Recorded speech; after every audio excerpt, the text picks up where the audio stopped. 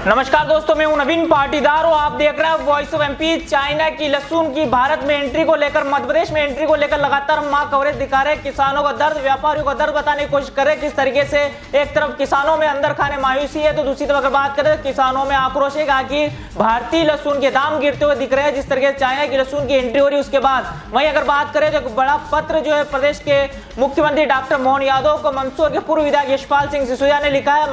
बात करें किस तरह का पत्र लिखा है, आखिर किस तरीके से भारतीय जनता पार्टी की मध्य प्रदेश में सरकार है, केंद्र में सरकार है, उसके बावजूद किस तरीके से चाइना की लहसुन भारत में एंट्री हो रही है, किस तरीके से उन्होंने पत्र लिखा। यशपाल जी, किस तरीके से आपने जो है प्रदेश के मुखिया को पत्र लिखा है?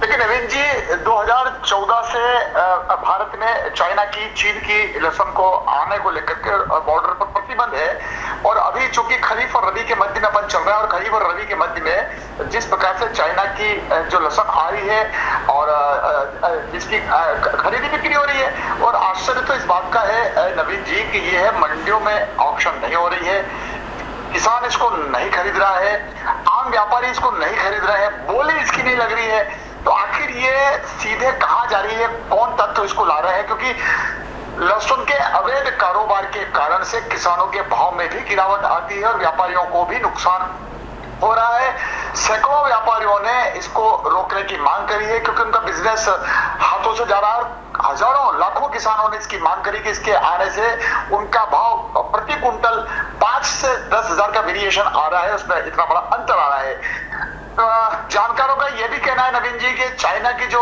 लहसुन आ रही है वो अत्यधिक कीटनाशक और अत्यधिक रासायनिक प्रयोग के कारण से फंगस की संभावना है और भारत के नागरिकों के जो उपभोक्ता है, जिसका उपभोग करते हैं, उपयोग करते हैं, उनके ऊपर स्वास्थ्य को लेकर के प्रतिकूल असर पड़ने की संभावना है।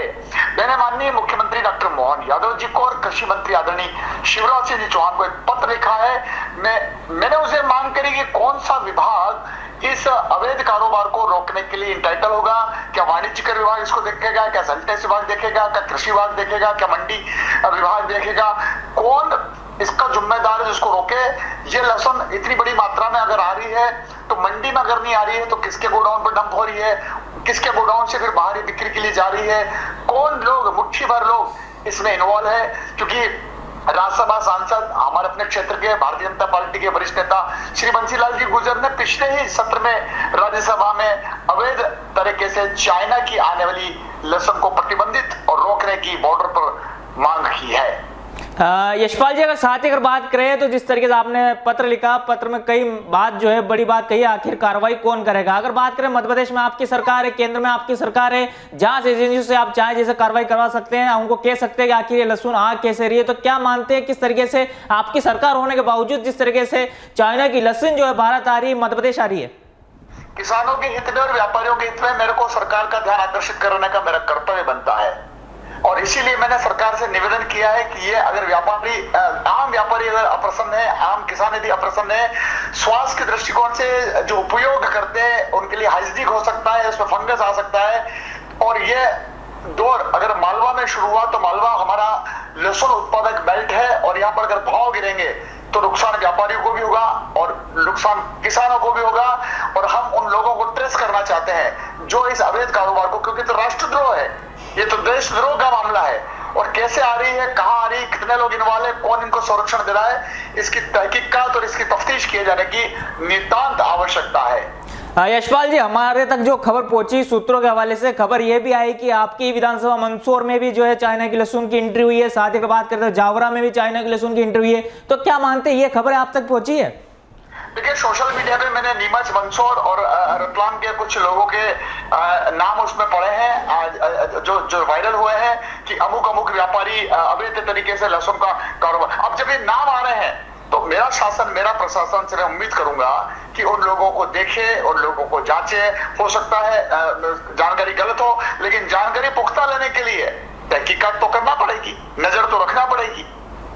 तो क्या आप मानते हैं कि चाइना की लहसुन पर पूरी तरीके से प्रतिबंध लगना चाहिए और भारतीय जो लहसुन है उसके दाम बढ़ने चाहिए ताकि किसानों को, व्यापारी को राहत मिले? 2014 से चाइना से आने वाली बॉर्डर के माध्यम से भारत की सरकार ने इसके आगमन को लेकर के वैसे भी प्रतिबंध लगा रखा है, लेकिन इस बार पहली बार मालवा क्षेत्र में इस प्रकार की एंट्री हुई है और ये हमारे मालवा के लहसुन उत्पादक किसानों के लिए भी और लहसुन का लाइसेंसी व्यापार करने वालों दोनों का नुकसान है। जानकारी ये मिली है कि एक ट्रक पर लगभग 5 से 10 लाख रुपए का मुनाफा इस अवैध लहसुन के आने से वो कतिपय व्यापारी उठा रहे हैं जो लोग इसमें इन्वॉल्व है।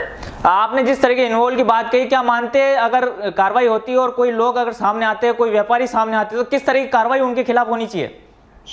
ज्ञापन माननीय बंसीलाल जी गुर्जर साहब को दिल्ली के मिस्टर खुराना ने नीमच मंडी में भी आए थे, मंदसौर मंडी में भी आए थे और उन्होंने अलग अलग जगह से जो ज्ञापन उनको प्राप्त हुए तो माननीय बंसीलाल जी गुर्जर को सौंपे हैं। अगर उन ज्ञापनों में उन व्यापारियों के जो अवैध तरीके से इस माल को ट्रांजैक्ट कर रहे हैं, प्राप्त कर रहे हैं और अपने गोदामों में रख करके उसको फिर आगे भेज रहे हैं, तो अगर ऐसे नाम आते हैं तो निश्चित रूप से कार्रवाई की जाएगी, क्योंकि ज्ञापन माननीय बंसीलाल जी गुर्जर साहब को प्राप्त हुए हैं।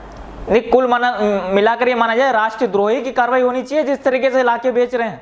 नियम कानून और प्रक्रिया तो ये बोलती है कि अवैध कारोबार में संलग्न लोग जिसको भारत सरकार ने प्रतिबंधित कर रखा, अगर वही ये काम करेंगे और वो अगर पकड़े जाते हैं तो कानून अपना काम करेगा।